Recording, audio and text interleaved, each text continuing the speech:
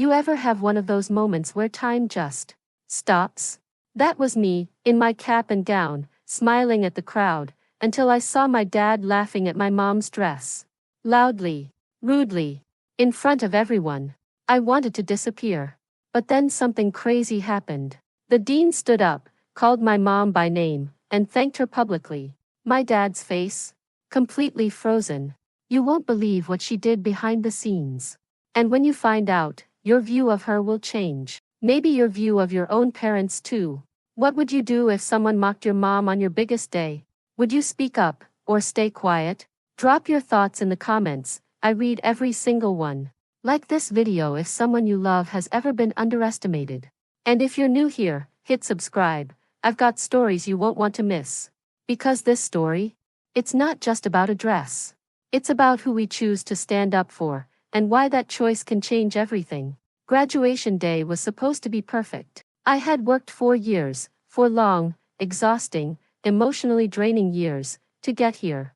I woke up that morning thinking nothing could ruin this moment. I was wrong. The morning started off normal. I triple-checked my cap and gown, made sure my cords were straight, took a few selfies with my roommates. My mom was already up when I came downstairs. She'd been up since 5 a.m., ironing my gown, packing tissues, and fussing with her hair. She looked different. She was wearing this long, floral dress that looked like something from a thrift store. Not vintage. Not ironic. Just old. Wrinkled, slightly faded, with sleeves that didn't really fit right. It was the same dress she wore to my 8th grade promotion. I remembered it instantly, and I remember being embarrassed by it back then. Don't you have something newer? I asked, gently. She smiled. I wanted to wear this. It's lucky. Before I could say anything else, Dad walked in. He took one look at her and laughed. Like, full laugh. You're really wearing that, he said. To our daughter's college graduation? I froze. She didn't say anything. She just smiled tightly and grabbed her purse. The car ride was awkward. Dad kept making little jokes under his breath. We're gonna look like her rideshare clients, not her parents. I kept trying to deflect, to lighten the mood, but the tension was thick. My mom stayed quiet the whole time, just looking out the window. It wasn't just awkward, it felt disrespectful. I looked at her hands, folded neatly in her lap. She kept rubbing her thumb against her palm like she was trying to calm herself down. I wanted to say something, but I didn't. When we got to campus, it was packed. Students everywhere, balloons, music, families hugging. The energy was electric. I tried to shake off what just happened. After all, this day was about me, right? I deserved to enjoy it. We took pictures near the fountain, near the statue of the founder, in front of the giant university sign. My mom kept saying how proud she was. My dad kept scrolling through his phone between shots. Occasionally he'd look up, smirk, then go back to whatever was on his screen. Then it was time to head to the auditorium. The graduates went in through a separate entrance, so I said goodbye to my parents and went inside. As I walked away, I heard my dad say, "Let's hope nobody notices the dress." I clenched my fists. I didn't look back. Inside, it was chaotic but exciting. Hundreds of students in gowns, people laughing, fixing each other's tassels. I tried to focus. Tried to remember that I'd earned this moment. That no matter what my dad said or did, I was graduating today. But that comment stuck with me. Why did he care so much about her dress? Why did it bother him so much? And why was my mom okay with it? She didn't even fight back. She just took it. Like she always does. Like she's used to it. As we lined up, I looked around at all the proud families in the crowd, and something inside me shifted. I wanted to enjoy this moment, but I couldn't shake the feeling that something bigger was going on. That there was more to this day than just walking across a stage. And oh, there was. Because just 1 hour later, in front of thousands of people, the truth would come out. And my dad? He'd never forget what happened next. The ceremony began like any other: national anthem, the welcome speech, a few jokes from the dean to lighten the mood. I sat in the sea of caps and gowns, scanning the audience for my parents. I spotted them near the middle section, just off-center. Mom was clapping enthusiastically, even during the cheesy jokes. Dad looked bored. His arms were crossed. He kept looking at his watch. And every now and then, I saw him lean toward my mom and whisper something. At first, I thought maybe he was asking her how long this would take. But then I saw it, he was pointing at her dress. Again. She tried to ignore him, but I saw her flinch slightly. I felt my stomach twist. I get it, her dress wasn't runway material. It was outdated. It stood out in a sea of tailored suits, designer handbags, and color-coordinated families. But that didn't give him the right to act like this. I tried to focus. The student speeches began. They were heartfelt, funny, emotional. But I could feel my dad's mockery from across the room. The way he'd smirk. The way he looked around like he was embarrassed to be sitting next to her. He even took a picture of her when she wasn't looking. I saw the flash. Then he glanced at his phone and laughed. That's when it hit me. Was he sending that photo to someone? Probably with a joke attached. I could feel my face flush with anger. On my day. After everything she's done for me, after all the times she stayed up late so I could study, after every single thing she sacrificed to get me here, he had the audacity to turn her into a punchline? I wasn't just angry. I was ashamed. Ashamed that my dad could be so cruel. Ashamed that I hadn't said anything. And ashamed that she was sitting there, taking it. But my mom? She didn't flinch again. She didn't roll her eyes or snap back. She just sat tall, hands folded on her lap, watching the stage like she was soaking in every moment. Like none of it bothered her. But I knew better. That dress? I started to see it differently. Not as embarrassing, but as a kind of armor. A symbol of quiet defiance. She wore it knowing it would stand out. Knowing people might stare. Maybe even expecting him to say something. And she wore it anyway. That takes strength. When my name was finally called, I walked across the stage, heart pounding. As I shook the dean's hand and held my diploma, I looked out at the crowd.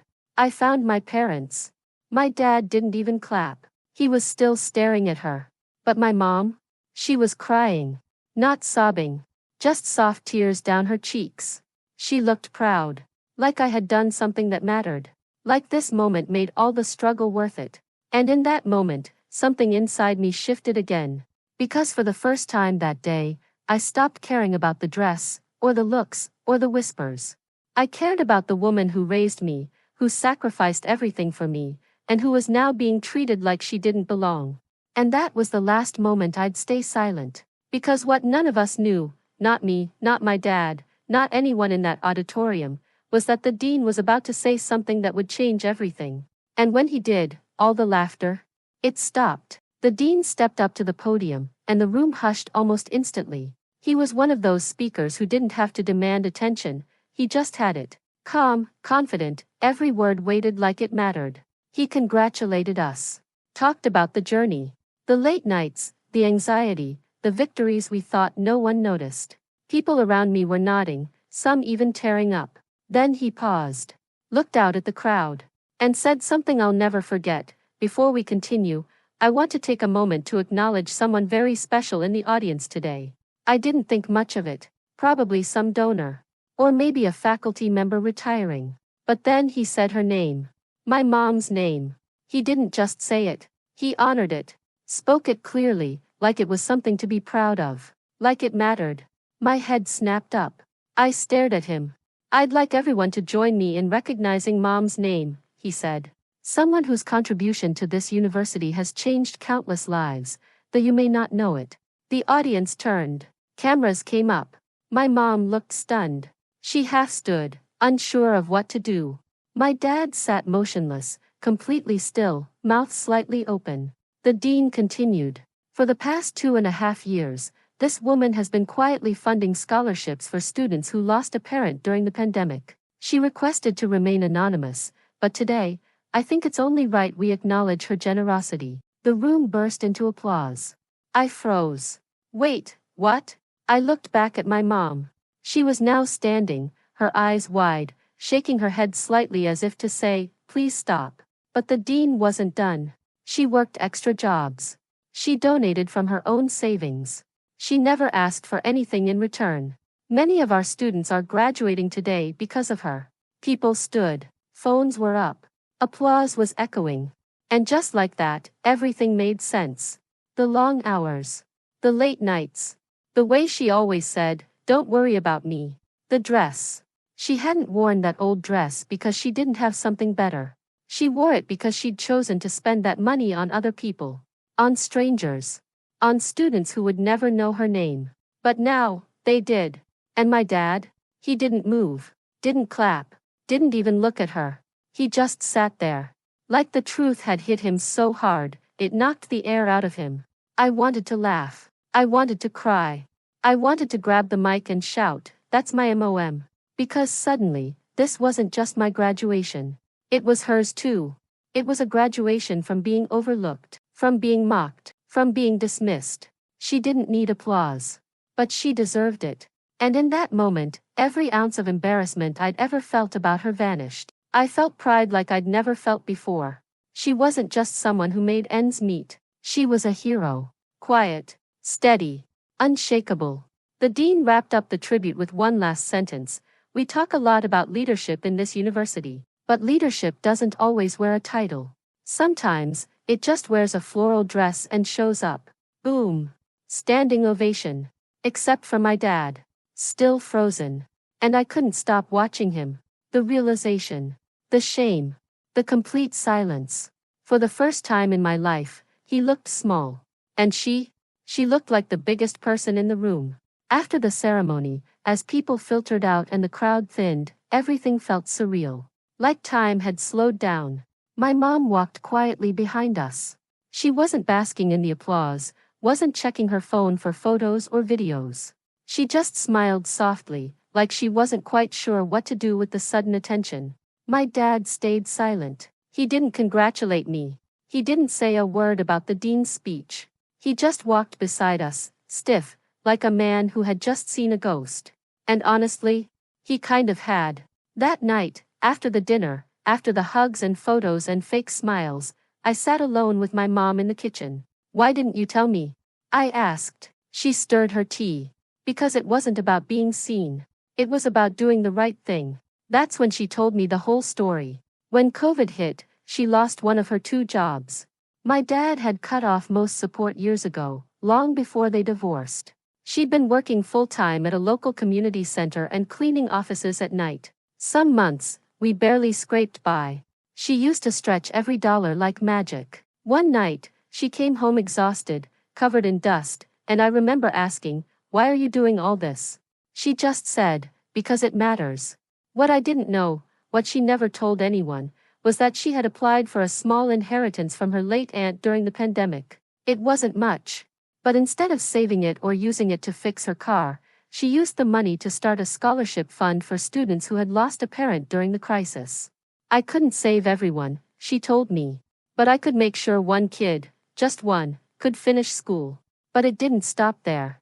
She began working extra hours, saving pennies, and quietly donating more and more. She connected with the university's financial aid office anonymously. She asked for no recognition, no tax break, no name on a plaque. Just help someone. That was all she asked. And she kept wearing that same old dress. Drove the same car. Skipped haircuts.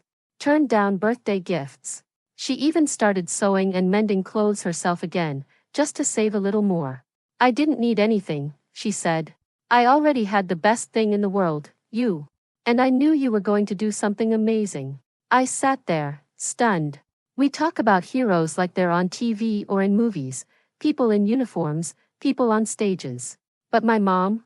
She was a hero in scrubs and discount sneakers, who quietly saved lives in ways no one ever saw.